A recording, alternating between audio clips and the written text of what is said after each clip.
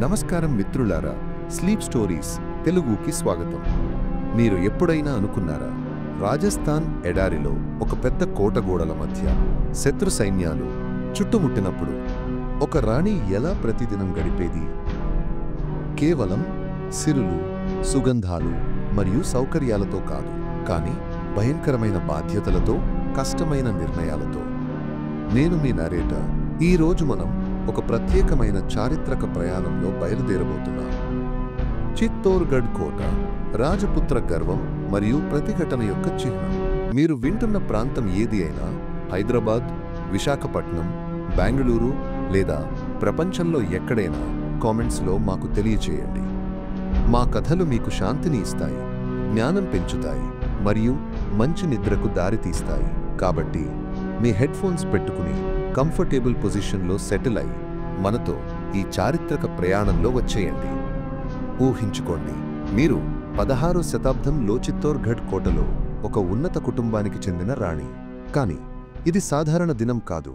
కోట చుట్టూ అలావుద్దీన్ ఖిల్జీ సైన్యాలు గుండ్రంగా చుట్టేసుకున్నాయి. మీ కళ్ళు తెరుచుకున్న క్షణం నుండి మీ దినం భయంకరమైన బాధ్యతలతో మొదలవుతుంది. ప్రొద్దున్న వేళ సూర్యోదయానికి ముందే మీరు లేచిపోతారు. కాని లేచినంతనే మీ మనసులో ఒకే ప్రశ్న: ఈరోజు మనం ఎలా గడుపుతాం? ఆహారం ఎంత మిగిలింది?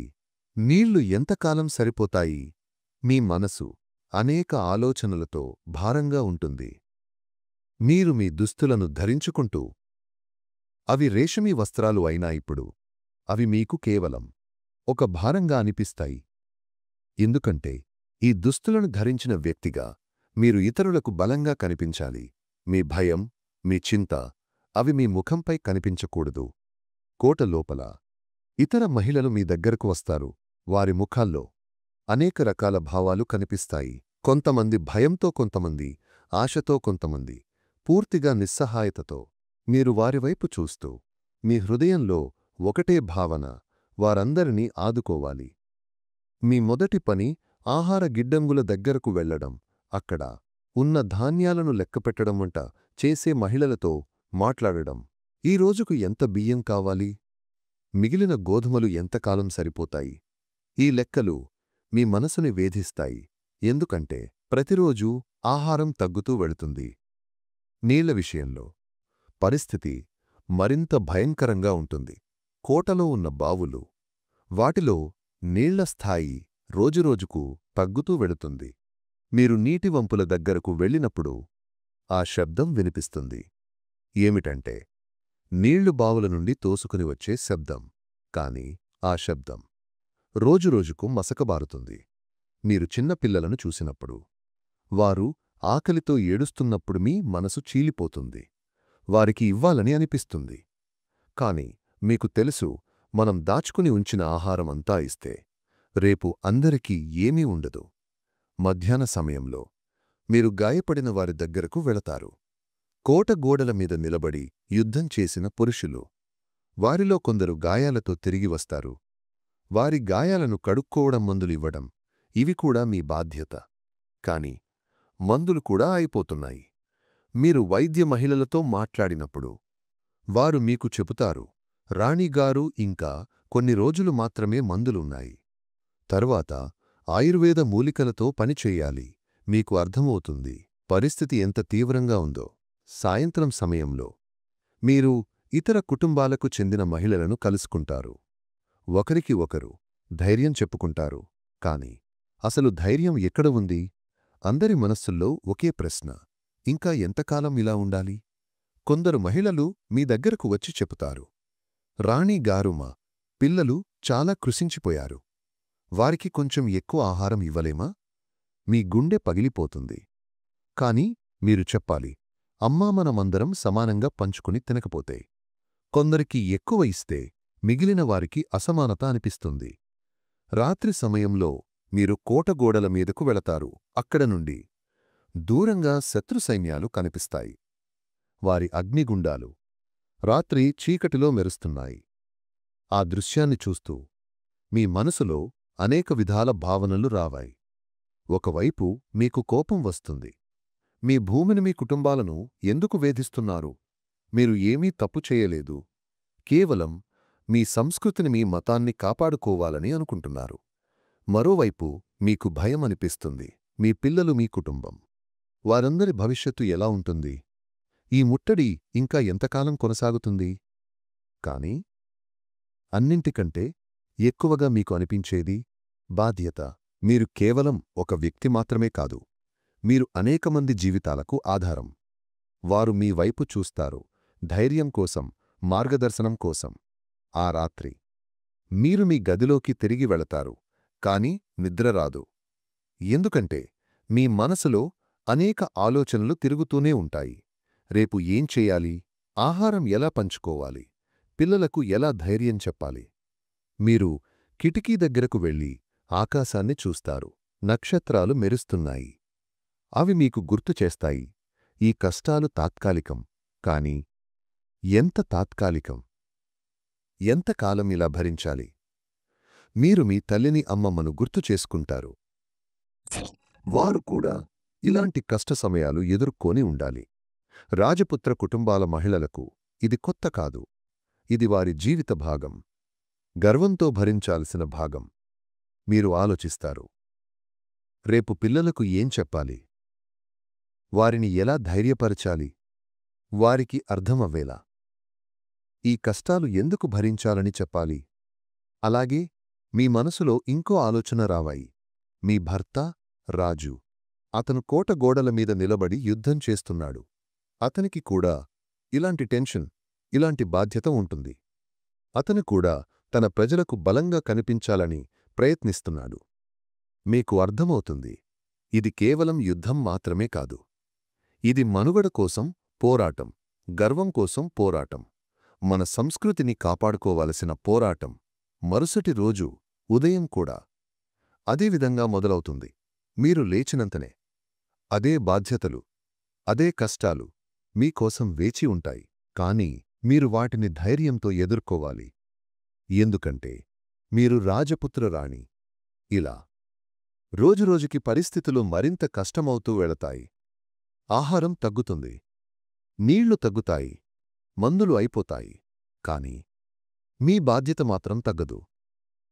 అది రోజురోజుకి పెరుగుతూనే ఉంటుంది. అంతేకాకుండా మీరు ఇంకో విషయం గమనిస్తారు. కోటలో ఉన్నవారి మధ్య కొన్నిసార్లు చిన్న చిన్న వివాదాలు రావాయి.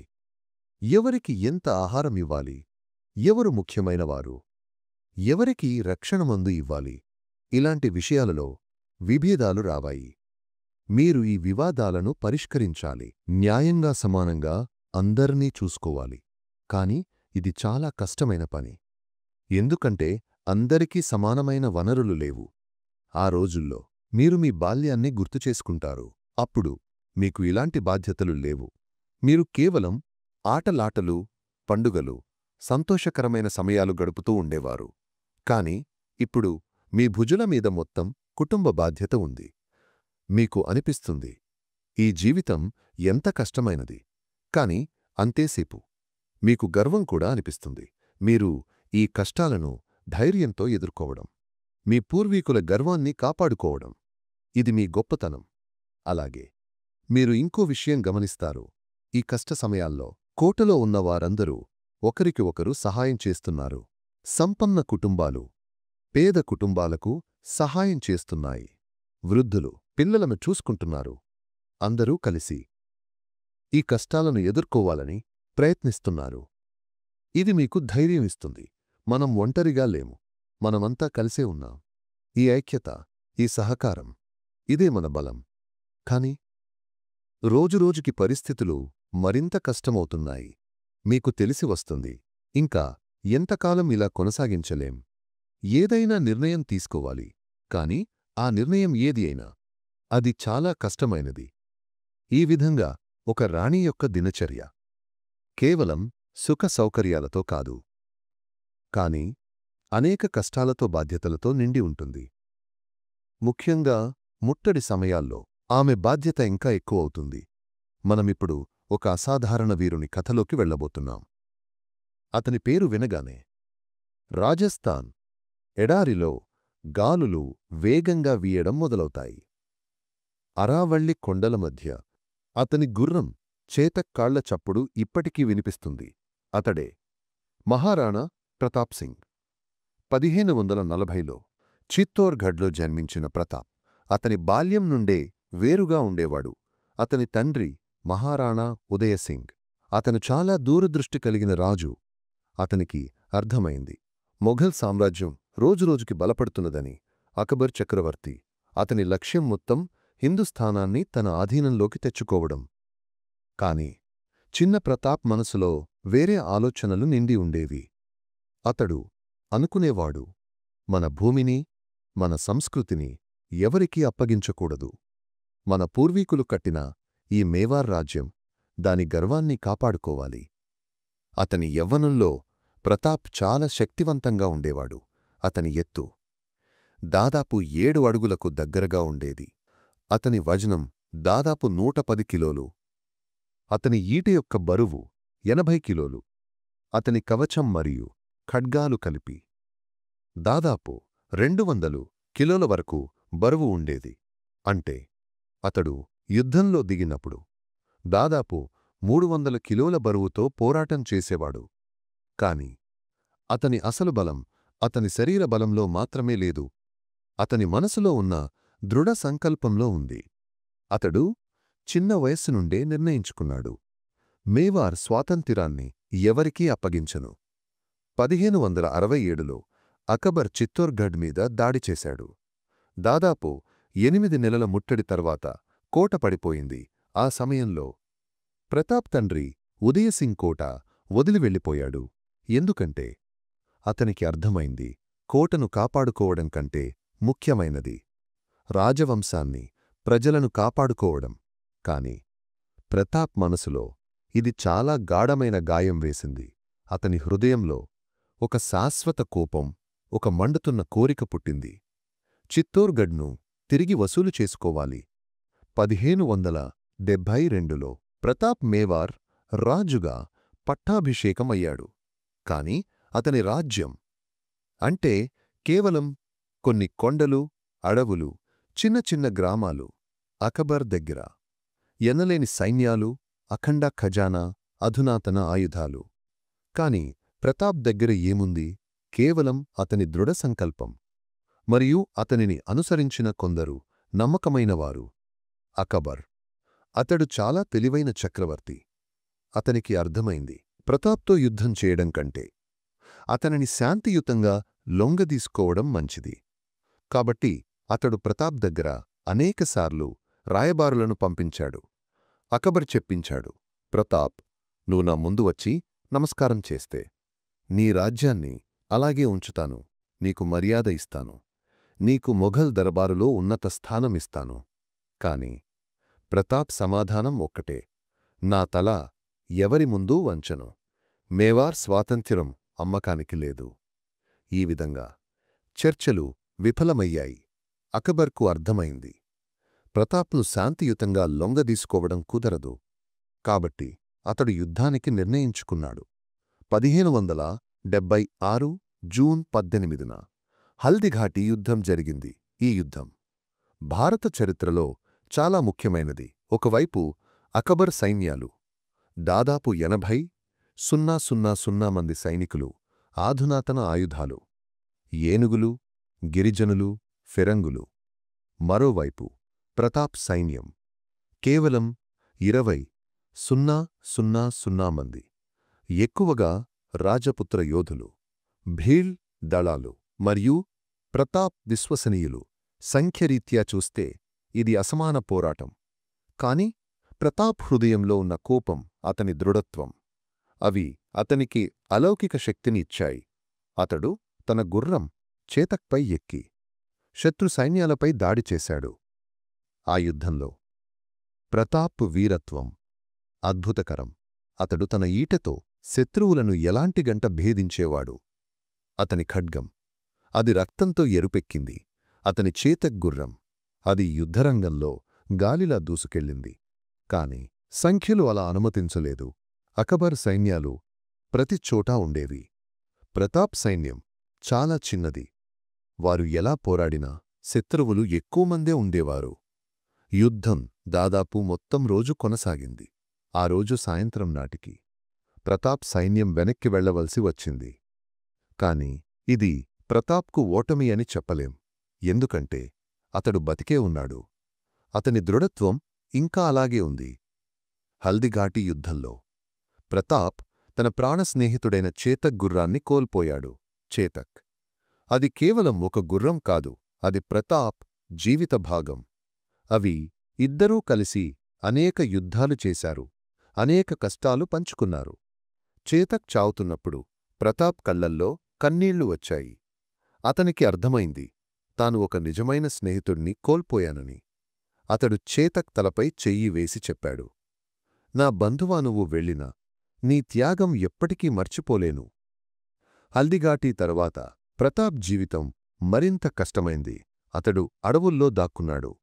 కొండల మధ్య తిరుగుతూ ఉండేవాడు. కాకుండా అతని కుటుంబం కూడా అతనితో ఉండేది. అవి కూడా అదే కష్టాలు భరించేవారు. కొన్నిసార్లు వారికి సాధారణ ఆహారం కూడా దొరకేది కాదు. అడవుల్లో ఉన్న పండ్లు వేర్లు తింటూ జీవిస్తూ ఉండేవారు. ప్రతాప్ భార్యలు అవి రాణులు కాని అదే సమయంలో వారు సాధారణ మహిళల్లా పనిచేసుకుంటూ ఉండేవారు. ప్రతాప్ పిల్లలు వారు అడవుల్లో పెరుగుతూ ఉండేవారు. వారికి రాజకుమారులకు ఉండాల్సిన సుఖ సౌకర్యాలు ఏమీ లేవు. కాని వారు తమ తండ్రిని చూసి దృఢత్వం నేర్చుకున్నారు. ఒకప్పుడు ప్రతాప్ కుమార్తె కొంచెం ఆకలితో ఉంది. ఆమెకు తినడానికి ఏమీ లేదు. కేవలం గడ్డి రొట్టె మాత్రమే ఉంది.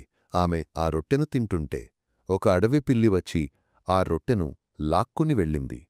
ఆ దృశ్యాన్ని చూసిన ప్రతాప్ అతని హృదయం పగిలిపోయింది. అతడు అనుకున్నాడు, నా కుమార్తె ఇలా ఆకలితో ఉండడం సరైనదా? నేనింక ఎంతకాలం ఆమెనిలా కష్టపెట్టాలి? ఆ రాత్రి ప్రతాప్ చాలా ఆలోచనలో పడిపోయాడు. అతనికి అనిపించింది, బహుశా అక్బర్ దగ్గర వెళ్ళి సమర్పించుకోవచ్చు.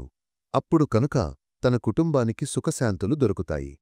కాని అదే సమయంలో అతనికి గుర్తు వచ్చింది, తన పూర్వీకుల గౌరవం, మేవార్ గర్వం. అతడు అనుకున్నాడు, నేను లొంగిపోతే రేవుతరాలు నన్ను ఏమనుకుంటాయి? మేవార్ వీరత్వం అంతా వ్యర్థమైపోతుంది. అలాగే అతనికి ఒక లేఖ వచ్చింది. అది అతని సోదరుడు శక్తిసింగ్ వరకు నుండి. ఆ లేఖలో అతను రాశాడు, అన్నా, నువ్వు లొంగిపోవాలని అనుకుంటున్నావని వింటున్నాను. దయచేసి ఇలా అనుకోకు. మన పూర్వీకుల త్యాగం వ్యర్థం చేయకు.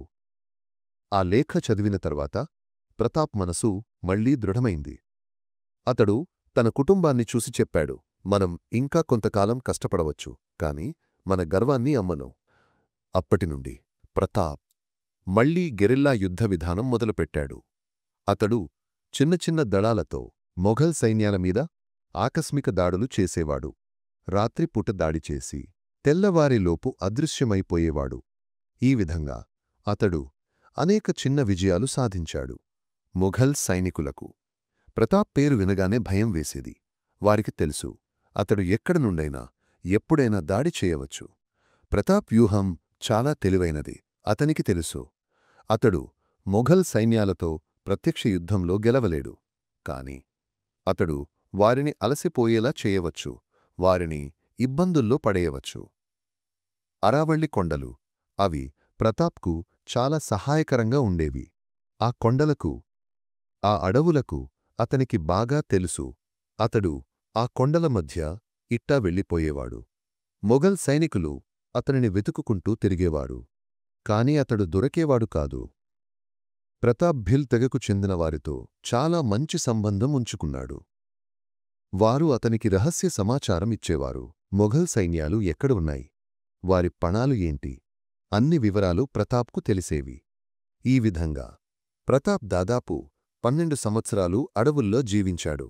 ఈ కాలంలో అతని కుటుంబం చాలా కష్టాలు భరించింది. కాని వారెవరూ మనస్సు విరుచుకోలేదు. అందరూ ప్రతాప్ దృఢత్వాన్ని అనుసరించారు. అప్పుడప్పుడు కొందరు స్నేహితులు ప్రతాప్ దగ్గరకు వచ్చేవారు. వారు అతనికి ఆహారం, ఆయుధాలు, డబ్బు తెచ్చిచ్చేవారు. ఈ సహాయంతో ప్రతాప్ తన పోరాటాన్ని కొనసాగించేవాడు. 1588లో ప్రతాప్ ఒక చిన్న విజయం సాధించాడు. అతడు కంబల్గఢ్ కోటను తిరిగి వసూలు చేసుకున్నాడు. ఇది అతనికి చాలా ధైర్యమిచ్చింది. అతని ప్రజలకు కూడా ఆశ వచ్చింది. అలాగే అతడు మరికొన్ని చిన్న చిన్న ప్రాంతాలను కూడా తిరిగి వసూలు చేసుకున్నాడు. అతని సైన్యం మళ్లీ పెరిగింది. అతనికి మంచి ఆర్థిక పరిస్థితి వచ్చింది. కాని ప్రతాప్ యొక్క అసలు లక్ష్యం చిత్తోర్గఢ్, ఆ కోట అతని హృదయంలో ఎప్పటికీ నిండి ఉండేది. అతడు ప్రతిరోజూ అనుకునేవాడు, ఎప్పుడైతే చిత్తోర్గఢ్ను తిరిగి వసూలు చేసుకుంటానో అప్పుడే నా జీవితం సార్థకమవుతుంది. 1597 జనవరి 29న మహారాణా ప్రతాప్ మరణించాడు. అతడు చిత్తోర్గఢ్ను తిరిగి వసూలు చేసుకోలేకపోయాడు. కాని అతని త్యాగమతని పోరాటం వ్యర్థం కాలేదు. ప్రతాప్ మరణించినప్పుడు అకబర్ కూడా దుఃఖించాడు. అతనికి గొప్ప శత్రువు పోయాడు. కాని అంతేసేపు అతనికి గొప్ప వీరుడు కూడా పోయాడు. అకబర్ చెప్పాడు, ప్రతాప్ ఒక నిజమైన రాజు. అతని వీరత్వానికి గౌరవం. ప్రతాప్ పుత్రుడు అమర్ సింగ్, అతడు తన తండ్రి పోరాటాన్ని కొనసాగించాడు. చివరికి అతడు చిత్తోర్గఢ్ను తిరిగి వసూలు చేసుకున్నాడు. ప్రతాప్ కథ అది కేవలం ఒక వీరుడి కథ కాదు, అది దృఢ సంకల్పం యొక్క కథ. స్వాతంత్ర్యం కోసం పోరాటం యొక్క కథ, గర్వం కోసం త్యాగం యొక్క కథ. ఆ కాలంలో అనేక రాజులు అకబర్ ముందు లొంగిపోయారు. వారికి మంచి జీవితం వచ్చింది, సుఖ సౌకర్యాలు వచ్చాయి. కాని ప్రతాప్ ఎంచుకున్నది వేరే దారి, కష్టమైన దారి, కాని గర్వంతో కూడిన దారి. ఈరోజు కూడా రాజస్థాన్లో ప్రతాప్ పేరు చెప్పినట్లే ప్రజల గుండెల్లో గర్వం పెరుగుతుంది. అతని విగ్రహం ముందు నిలబడినట్లే వారికి ధైర్యం వస్తుంది. ప్రతాప్ జీవితం మనకు చూపిస్తుంది నిజమైన వీరత్వం అంటే ఏంటో. అది కేవలం యుద్ధరంగంలో పోరాడడం కాదు. జీవితంలో ఎన్ని కష్టాలు వచ్చినా తన సంకల్పాలను వదులుకోకపోవడం. అతని చేతకు గుర్రం, అది కూడా వీరత్వానికి చిహ్నమైంది. మేవార్లో ఈరోజు కూడా చేతక్ విగ్రహాలు ఉన్నాయి. అవి గుర్తుచేస్తాయి నిజమైన విశ్వసనీయత అంటే ఏంటో. ఈ విధంగా మహారాణా ప్రతాప్ జీవితం మనకు అనేక పాఠాలు నేర్పుతుంది. అతని పోరాటం, అతని త్యాగం, అవి ఈరోజు కూడా మనకు ప్రేరణగా నిలుస్తాయి. మనమిప్పుడు చిత్తోర్గఢ్ కోటలో ఉన్న ఒక అద్భుతమైన నిర్మాణం గురించి మాట్లాడబోతున్నాం. అది కేవలం ఒక గట్టిగా నిలబడిన రాయిదిబ్బ కాదు, కాని ఒక చరిత్ర, ఒక రహస్యం, ఒక కళాకృతి. దాని పేరు విజయస్తంభం. ఈ విజయస్తంభం, దాని ఎత్తు దాదాపు 122 అడుగులు. కాని దాని అసలు గొప్పతనం దాని ఎత్తులో మాత్రమే లేదు, దాని లోపల దాగి ఉన్న రహస్యాలలో ఉంది. ఈ స్తంభాన్ని కట్టించిన వ్యక్తి రాణా కుంభా. అతడు 15వ శతాబ్దంలో మేవార్ రాజు. రాణా కుంభా, అతని కాలం చాలా ప్రత్యేకమైనది. అప్పుడు ఉత్తర భారతంలో గుజరాత్ సుల్తానులు, మాల్వా సుల్తానులు, అనేక ముస్లిం రాజ్యాలు ఉండేవి. వారందరూ రాజస్థాన్లో ఉన్న హిందూ రాజ్యాలను ఆక్రమించుకోవాలని అనుకుంటూ ఉండేవారు. కాని కుంభా అనేక యుద్ధాలలో వారిని ఓడించాడు. ముఖ్యంగా సారంగ్పూర్ యుద్ధంలో అతడు గుజరాత్ మరియు మాల్వా సుల్తానుల కలిసిన సైన్యాలను ఓడించాడు. ఆ విజయాన్ని పురస్కరించుకుని అతడు ఈ విజయస్తంభాన్ని కట్టించాడు. కాని ఈ స్తంభం కట్టించడానికి కుంభా కేవలం 10 సంవత్సరాలు తీసుకున్నాడు. 1440 నుండి 1449 వరకు ఈ నిర్మాణం కొనసాగింది. కాని ఈ 10 సంవత్సరాలలో ఎంత పని జరిగిందో మీరు చూస్తే ఆశ్చర్యపోతారు. మొదట ఈ స్తంభం యొక్క రూపకల్పన గురించి ఆలోచించండి. ఇది కేవలం ఒక సాధారణ స్తంభం కాదు. దీనిలో 9 అంతస్తులు ఉన్నాయి. ప్రతి అంతస్తు ఒక ప్రత్యేక థీమ్తో నిర్మించబడింది.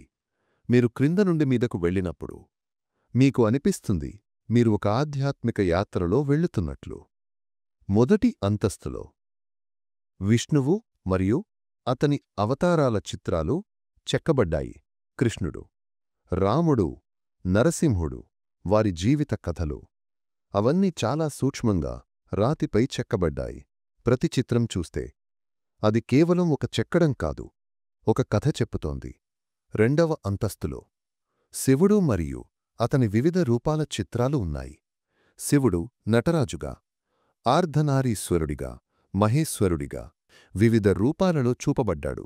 ప్రతి చిత్రంలో శివుడి విభిన్న లక్షణాలు కనిపిస్తాయి. మూడవ అంతస్తులో దేవీ దేవతల చిత్రాలు ఉన్నాయి. దుర్గా, లక్ష్మీ, సరస్వతి వారి శక్తిమంతమైన రూపాలు రాతిపై చెక్కబడ్డాయి. ఈ చిత్రాలు చూస్తే మీకు అనిపిస్తుంది అవి రాతి నుండి బయటకు రాబోతున్నట్లు. నాలుగవ అంతస్తులో జైన తీర్థంకరుల చిత్రాలు ఉన్నాయి. ఆదినాథుడు, పార్శ్వనాథుడు, మహావీరుడు వారి శాంత స్వరూపాలు చాలా అందంగా చెక్కబడ్డాయి. ఇది చూపిస్తుంది కుంభ కేవలం హిందూ దేవుళ్లను మాత్రమే కాకుండా జైన మతాన్ని కూడా గౌరవించేవాడని.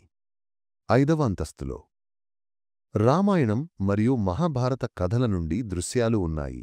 అర్జునుడు కర్ణుడితో యుద్ధం చేస్తున్న దృశ్యం, రాముడు రావణుడిని వధించుతున్న దృశ్యం. ఈ దృశ్యాలు చూస్తే మీకు అనిపిస్తుంది మీరు ఆ యుద్ధాలను ప్రత్యక్షంగా చూస్తున్నట్లు. ఆరవ అంతస్తులో కుంభాకాలంలో ఉన్న కవులు విద్వాంసుల చిత్రాలు ఉన్నాయి. కుంభ తన దరబార్లో అనేక కవులను సంగీత విద్వాంసులను పోషించేవాడు. వారి యోగదానాన్ని గుర్తుచేయడానికి వారి చిత్రాలను కూడా స్తంభంలో చేర్చాడు. ఏడవ అంతస్తులో కుంభ తన కుటుంబ సభ్యులతో కలిసి ఉన్న దృశ్యాలు చెక్కబడ్డాయి. అతని భార్య, అతని పిల్లలు వారందరూ ప్రార్థన చేస్తున్న దృశ్యాలు చూపబడ్డాయి. ఇది చూపిస్తుంది కుంభ తన వ్యక్తిగత జీవితంలో కూడా చాలా ధార్మికుడు అని. ఎనిమిదవ అంతస్తులో కుంభ యొక్క విజయాలు చిత్రీకరించబడ్డాయి. అతడు యుద్ధరంగంలో శత్రువులను ఓడిస్తున్న దృశ్యాలు, అతని సైన్యాలు విజయవంతంగా తిరిగి వస్తున్న దృశ్యాలు ఇవన్నీ చాలా వివరంగా చెక్కబడ్డాయి. తొమ్మిదవ అంతస్తు అంటే చాలా ఎత్తైన అంతస్తు. అక్కడ కేవలం చిన్న గది ఒకటి ఉంది. ఆ గదిలో అల్లాహ్ పేరు అరబిక్లో చెక్కబడి ఉంది. ఇది చాలా ఆశ్చర్యకరమైన విషయం, ఎందుకంటే ఇది హిందూ రాజు కట్టించిన స్తంభం. ఈ విషయం చాలామంది చరిత్రకారులను గందరగోళంలో పడేసింది. కుంభ ఎందుకు తన విజయస్తంభం అత్యున్నత స్థానంలో అల్లాహ్ పేరు రాయించాడు? దీనికి ఎన్నో వివరణలు ఇవ్వబడ్డాయి. ఒక వివరణ ప్రకారం కుంభ చాలా ఉదార మనస్తత్వం కలిగిన రాజు. అతనికి అర్థమైంది దేవుడు ఒక్కడే, అతని పేర్లు వేరుగా ఉండవచ్చు, కాని అసలు దైవం ఒక్కటే. కాబట్టి అతడు తన స్తంభం అత్యున్నత స్థానంలో అన్ని మతాల దైవాన్ని గుర్తుచేసే విధంగా అల్లాహ్ పేరు రాయించాడు. మరో వివరణ ప్రకారం కుంభ యుద్ధంలో ఓడించిన సుల్తానులకు గౌరవం చూపించడానికి ఇలా చేశాడు. అతనికి తెలుసు యుద్ధంలో గెలుపు ఓటమిలు ఉంటాయి, కాని మానవత్వం అన్నిటికంటే ముఖ్యమైనది. కాని అత్యంత ఆశ్చర్యకరమైన విషయమేంటంటే ఈ స్తంభం లోపల నిర్మించబడిన మెట్లు మొత్తం 157 మెట్లు ఉన్నాయి. ఈ మెట్లు చాలా సన్నగా నిర్మించబడ్డాయి, దాదాపు స్పైరల్ ఆకారంలో ఉన్నాయి. మీరు ఈ మెట్లు ఎక్కుతూ వెళ్ళినప్పుడు మీకు అనిపిస్తుంది మీరు ఒక ఆధ్యాత్మిక యాత్రలో వెళుతున్నట్లు. ప్రతి మెట్టు దగ్గర కొత్త చిత్రాలు కనిపిస్తాయి, కొత్త కథలు వినిపిస్తాయి. కాని ఈ మెట్లు ఎక్కడం అంత సులువు కాదు, ఎందుకంటే అవి చాలా ఇరుకుగా ఉన్నాయి, చీకటిగా ఉన్నాయి. మీరు ఎక్కుతూ వెళ్ళినప్పుడు మీకు అనిపిస్తుంది మీరు భూమి నుండి ఆకాశానికి వెళ్లుతున్నట్లు. స్తంభం బయట నుండి చూస్తే అది చాలా సుందరంగా కనిపిస్తుంది, దానిమీద చెక్కబడిన చిత్రాలు అవి దూరం నుండి చూసినా స్పష్టంగా కనిపిస్తాయి. కాని మీరు దగ్గరగా వెళ్లి చూస్తే ప్రతి చిత్రం వెనుక ఒక కథ దాగి ఉంది. ఈ స్తంభం నిర్మించడానికి కుంభ ఎంతమంది కార్మికులను వాడాడో ఎవరికీ తెలియదు, కాని అనుమానం ప్రకారం దాదాపు 1000 మంది మేస్త్రీలు కార్మికులు పనిచేశారు. వారిలో కొందరు రాజస్థాన్కు చెందినవారు, కొందరు గుజరాత్ నుండి వచ్చినవారు, కొందరు మధ్య ప్రాంతాల నుండి వచ్చినవారు. ఈ కార్మికులలో హిందూలు మాత్రమే కాకుండా ముస్లిం కార్మికులు కూడా ఉన్నారు. అందరూ కలిసి పనిచేశారు ఒకే లక్ష్యంతో, ఒక అద్భుతమైన నిర్మాణాన్ని నిర్మించాలని. స్తంభం కోసం వాడిన రాళ్ళు. అవి స్థానిక ప్రాంతం నుండి తెచ్చబడ్డాయి. కాని ఆ రాళ్లను కత్తిరించడం, వాటిని తీర్చిదిద్దడం, వాటిపై చెక్కడం ఇవన్నీ చాలా నైపుణ్యం కావలసిన పనులు. ఒక రాయిపై ఒక చిత్రం చెక్కడానికి దాదాపు 1 వారం పట్టేది. కాని ఈ స్తంభంలో వేల చిత్రాలు ఉన్నాయి అంటే మొత్తం పని పూర్తి చేయడానికి ఎంతకాలం పట్టిందో అనుమానించుకోవచ్చు. కాని కుంభ ఈ పనిని ఎందుకు చేపట్టాడు? కేవలం తన విజయాన్ని చూపించడానికా? లేక వేరే కారణముందా? చరిత్రకారుల అభిప్రాయం ప్రకారం కుంభ ఈ స్తంభాన్ని కేవలం తన విజయాన్ని చూపించడానికి మాత్రమే కాకుండా తన రాజ్యంలోని సామాజిక సామరస్యాన్ని చూపించడానికి కూడా కట్టించాడు. ఆ కాలంలో ఉత్తర భారతంలో హిందూ ముస్లిం వివాదాలు చాలా ఉండేవి. రాజులు మధ్య యుద్ధాలు జరుగుతుండేవి. మతం పేరుమీద ప్రజలు గొడవలు చేసుకునేవారు. కాని కుంభ తన రాజ్యంలో అలా జరగనివ్వలేదు. అతని దరబార్లో హిందూ మంత్రులు ఉండేవారు, ముస్లిం మంత్రులు కూడా ఉండేవారు. అతని సైన్యంలో హిందూ సైనికులు ఉండేవారు, ముస్లిం సైనికులు కూడా ఉండేవారు. ఈ విజయస్తంభం అది ఈ సామాజిక సామరస్యానికి చిహ్నంగా నిలుస్తుంది. అందులో హిందూ దేవుళ్ల చిత్రాలు ఉన్నాయి, జైన తీర్థంకరుల చిత్రాలు ఉన్నాయి, అల్లాహ్ పేరు కూడా ఉంది. కుంభ చెప్పాలని అనుకున్నది ఒక్కటే: మనమందరం ఒకే భూమిపుత్రులం. మనమందరికీ ఒకే దేవుడు. అతని పేర్లు వేర్వేరుగా ఉండవచ్చు, కాని మనమందరం ఒకే కుటుంబం. కాని ఈ స్తంభం వెనుక ఇంకో రహస్యం కూడా ఉంది. కుంభ కేవలం రాజు మాత్రమే కాదు, అతడు ఒక గొప్ప సంగీత విద్వాంసుడు కూడా. అతడు సంగీతంపై అనేక గ్రంథాలు రాశాడు, అనేక రాగాలను సృష్టించాడు. స్తంభంలో కొన్ని చిత్రాలు చూస్తే అవి సంగీత యంత్రాలను చూపిస్తాయి. వీణ, మృదంగం, తబలా అనేక వాయిద్య యంత్రాలు చెక్కబడ్డాయి. చరిత్రకారుల అభిప్రాయం ప్రకారం కుంభ ఈ స్తంభాన్ని ఒక రకంగా సంగీత స్కూల్గా కూడా వాడాలని అనుకున్నాడు. స్తంభం లోపల ఉన్న గదులలో సంగీత కార్యక్రమాలు జరిగేవి. కవులు తమ కవిత్వాలను వినిపించేవారు. స్తంభం మీదన్ని చిత్రాలు చూస్తే అవి కేవలం అలంకరణ కోసం చేయబడలేదు. ప్రతి చిత్రం వెనుక ఒక ఉద్దేశ్యముంది, ఒక సందేశముంది. ఉదాహరణకు విష్ణు అవతారాల చిత్రాలు అంటే అవి చూపిస్తాయి ధర్మం ఎలా అధర్మాన్ని ఓడిస్తుందో. శివుడి చిత్రాలు చూపిస్తాయి శక్తి ఎలా సృష్టి మరియు సంహారం రెండింటినీ చేస్తుందో. రామాయణం, మహాభారత దృశ్యాలు చూపిస్తాయి నైతికత ఎంత ముఖ్యమైనదో, న్యాయం కోసం ఎలా పోరాడాలో. కవుల చిత్రాలు చూపిస్తాయి కళలు ఎంత ముఖ్యమైనవో, సంఘంలో వాటికి ఎంత గౌరవముందో. అల్లాహ్ పేరు చూపిస్తుంది సహనం, సామరస్యం ఎంత ముఖ్యమైనవో. ఈ విధంగా విజయస్తంభం కేవలం ఒక నిర్మాణం కాదు, అది ఒక జీవిత తత్వశాస్త్రం, ఒక సమాజశాస్త్రం. ఈరోజు కూడా చిత్తోర్గఢ్కు వెళ్లినవారు ఈ విజయస్తంభాన్ని చూసి ఆశ్చర్యపోతారు. 500 సంవత్సరాలు గడిచినా దాని అందం, దాని గాంభీర్యం తగ్గలేదు. కని అత్యంత ఆశ్చర్యకరమైన విషయమేంటంటే ఈ స్తంభం కట్టిన తర్వాత కొంతకాలానికి కుంభ తన కొడుకే చంపబడ్డాడు. అంటే ఈ అద్భుతమైన నిర్మాణం కట్టిన వ్యక్తి తన చివరి రోజుల్లో కుటుంబ కలహాలతో బాధపడ్డాడు. ఇది జీవితంలోని విరోధాభాసం. మనిషి ఎంత గొప్ప పనులు చేసినా వ్యక్తిగత జీవితంలో కష్టాలు వచ్చుతూనే ఉంటాయి. కాని కుంభ నిర్మించిన ఈ విజయస్తంభం అది అతని కీర్తిని శాశ్వతంగా బ్రతికించింది. అతను చనిపోయిన తర్వాత కూడా అతని దూరదృష్టి, అతని సహనం, అతని కళాప్రేమ అవన్నీ ఈ స్తంభం ద్వారా మనకు తెలుస్తున్నాయి. ఈ విధంగా విజయస్తంభం కేవలం ఒక విజయ చిహ్నం కాదు, అది మానవ సంస్కృతి యొక్క సహనశీలత యొక్క కళల పట్ల ప్రేమ యొక్క చిహ్నంగా నిలుస్తుంది. మనము ఇప్పుడు మేవార్ రాజ్యపు అత్యంత గర్వింపజేసే అంశంలోకి వెళ్లబోతున్నాం. అది కేవలం రాజుల కోట కాదు, అది వీరులు పుట్టే మట్టి. గర్వం మరియు గౌరవమనేది గాలిలో కలిసిపోయిన స్థలం. అది మేవార్ దర్బార్. మేవార్ దర్బార్ అంటే కేవలం ఒక రాజభవనం కాదు, అది ఒక జీవనశైలి, ఒక సంస్కృతి, ఒక విలువల వ్యవస్థ. అక్కడ నుండే సిసోదియా రాజపుత్రులు అనేక శతాబ్దాలపాటు భారతదేశానికి వీరత్వ పాఠాలు నేర్పించారు. ఆ దర్బార్లో పగటివేళ ఎప్పుడూ రణనీతిల చర్చలు జరుగుతూ ఉండేవి. రాజు, అతని మంత్రులు, సేనాపతులు, గూఢచారులు అందరూ కలిసి చర్చించేవారు. ఈరోజు ఏ ప్రాంతంలో శత్రువుల కదలికలు ఉన్నాయి, మన సైన్యాలు ఎక్కడ పాట్రోలింగ్ చేయాలి, మన కోటల రక్షణ ఎలా మెరుగుపరుచుకోవాలి.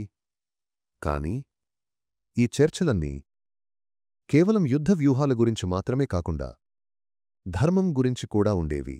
ఎందుకంటే రాజపుత్రులకు యుద్ధమంటే కేవలం గెలుపు ఓటమిలు కాదు, అది ధర్మరక్షణ కోసం, న్యాయం కోసం చేసే పవిత్ర కర్తవ్యం. మేవార్ దర్బార్లో ప్రధాన సింహాసనం దగ్గర రాజు కూర్చునేవాడు. కాని ఆ సింహాసనం అది కేవలం అధికారానికి చిహ్నం కాదు, అది బాధ్యతకు చిహ్నం. రాజు అక్కడ కూర్చునేటప్పుడు అతని మనసులో ఒక్కటే ఆలోచన: నేనునా, ప్రజలనునా, భూమిని ఎలా రక్షించాలి. రాజు చుట్టూ వివిధ స్థాయిల అధికారులు కూర్చునేవారు. వారి కూర్చునే విధానం కూడా వారి హోదా ప్రకారం నిర్ణయించబడింది. కాని ఈ హోదాలు అవి పుట్టుక ఆధారంగా మాత్రమే కాకుండా వీరత్వం మరియు విశ్వసనీయత ఆధారంగా కూడా నిర్ణయించబడేవి. దర్బార్లో కూర్చునే అధికారులలో సేనాపతులు చాలా ముఖ్యమైన స్థానం కలిగి ఉండేవారు. వారు యుద్ధరంగంలో ప్రాణాలను పణంగా పెట్టి పోరాటం చేసేవారు. కాబట్టి వారికి దర్బార్లో ప్రత్యేక గౌరవం ఉండేది. అంతేకాకుండా దర్బార్లో ఒక ప్రత్యేకమైన వర్గం ఉండేది. వారిని భాట్లు అని పిలిచేవారు. వీరు కవులు, చరిత్రకారులు, వంశావళి నిపుణులు. వారి పని రాజపుత్ర వీరుల కథలను కవిత్వం రూపంలో చెప్పడం, భవిష్యత్తు తరాలకు వారి వీరగాథలను అందించడం. ఈ భాట్లు వారు దర్బార్లో కేవలం మనోరంజన కోసం కవిత్వాలు చెప్పేవారు కాదు.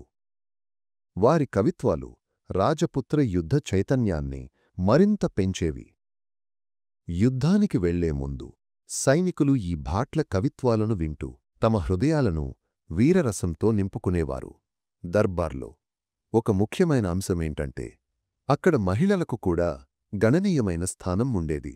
రాణులు, వారు కేవలం రాజు భార్యలు మాత్రమే కాకుండా రాజకీయ సలహాలు ఇచ్చేవారు, యుద్ధ వ్యూహాలలో పాల్గొనేవారు. ముఖ్యంగా రాజపుత్ర సంప్రదాయంలో జౌహర్ అనే భయంకరమైన సంప్రదాయం ఉండేది. శత్రువులు కోటను ఆక్రమించుకోబోతున్నప్పుడు మహిళలు తమ గౌరవాన్ని కాపాడుకోవాలని అగ్నిలో దూకేవారు. ఇది వారి వీరత్వానికి, వారి త్యాగస్పృహకు అత్యున్నత ఉదాహరణ. దర్బార్లో రోజురోజుకు అనేక రకాల న్యాయ కేసులు కూడా వచ్చేవి. ప్రజలు తమ వివాదాలు, ఇబ్బందులు అన్నింటినీ రాజు ముందు తీసుకువచ్చేవారు. రాజు వాటిని విని న్యాయంగా తీర్పు చెప్పేవాడు. కాని ఈ న్యాయ విచారణలలో కూడా రాజపుత హాలంతా రా సంస్కృతి యొక్క విలువలు కనిపించేవి. ఉదాహరణకు, ఒక వ్యక్తి తన మాట ఇచ్చాడంటే దాని విలువ చాలా ఎక్కువ. అతడు తన మాటను మార్చుకోలేడు, ఎలాంటి పరిస్థితుల్లోనైనా. దర్బార్లో వెండిబంగారు పాత్రలలో భోజనం వడ్డించేవారు. కాని ఆ భోజనంలో కూడా రాజపుత్ర సంప్రదాయాలు కనిపించేవి. మాంసాహారం అది చాలా ముఖ్యమైన భాగం. ఎందుకంటే రాజపుత్రులు వేటకు వెళ్లేవారు, యుద్ధం చేసేవారు. వారికి శారీరక శక్తి చాలా అవసరం.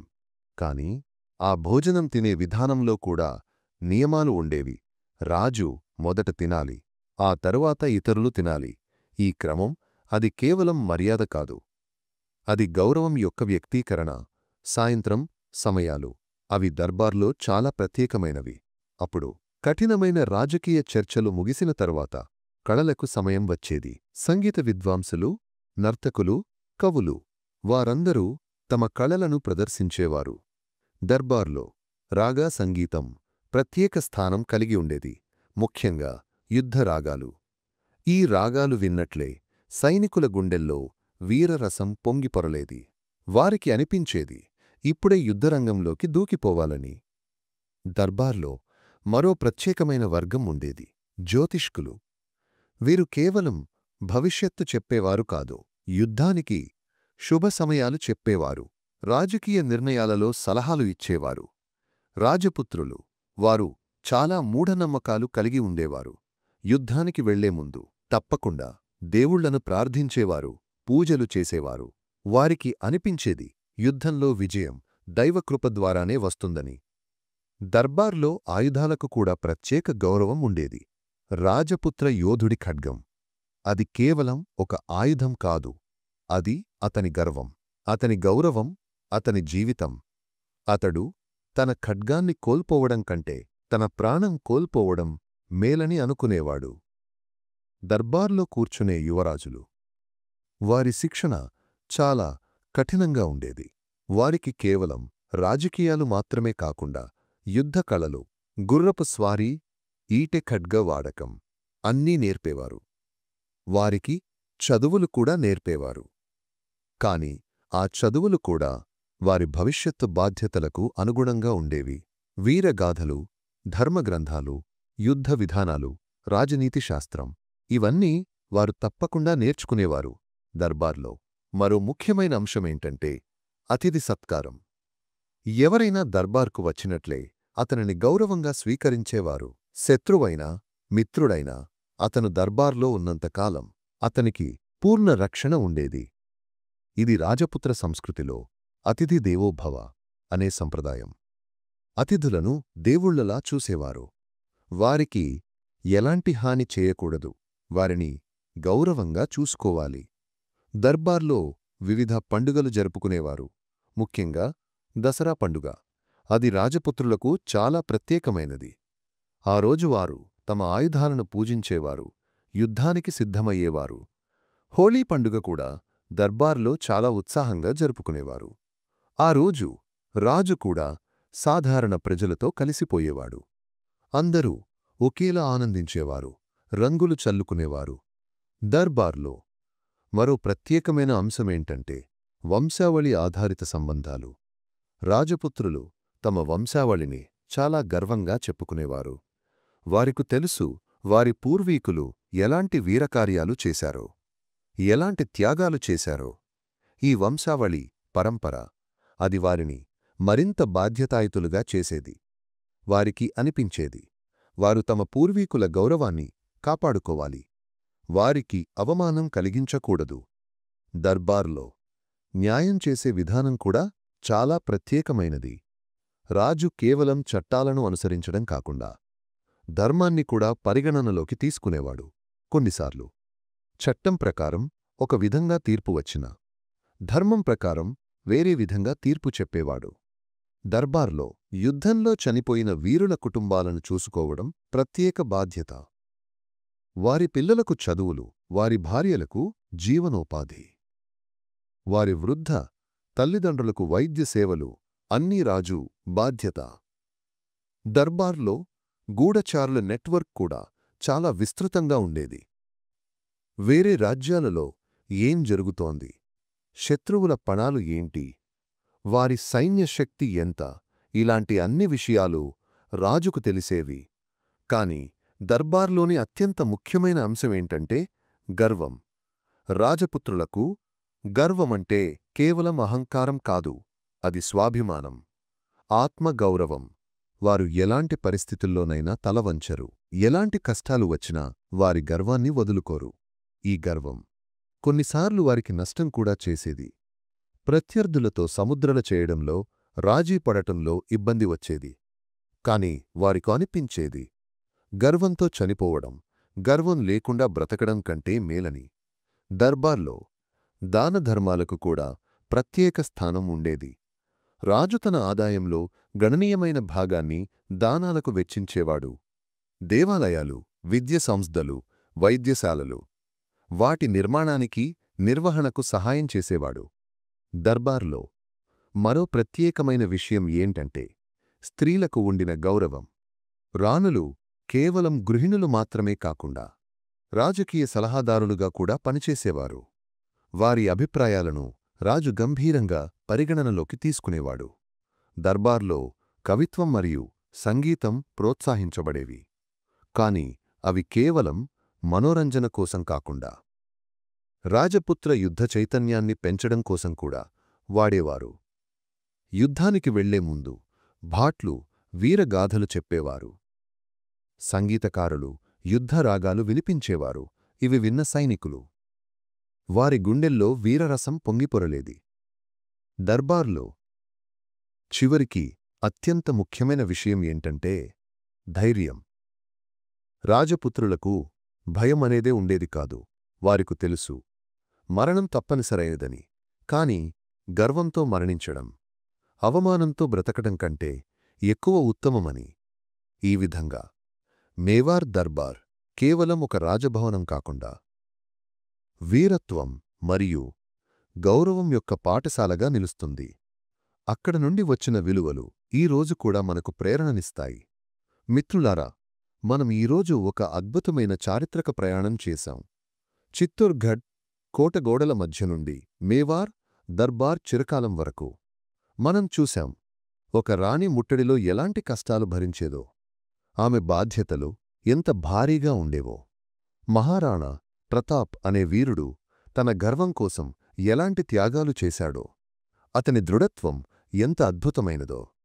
విజయస్తంభం అనే నిర్మాణంలో దాగి ఉన్న రహస్యాలను, దాని లోతైన అర్థాలను, మేవార్ దర్బార్లో వీరత్వం మరియు గౌరవం ఎలా జీవనశైలిగా మారాయో, ఆ కాలం వారు ఎంత కష్టపడ్డారో, ఎంత త్యాగాలు చేశారో చూస్తే మన ఈరోజు జీవితం ఎంత సుఖకరమైనదో అర్థమవుతుంది.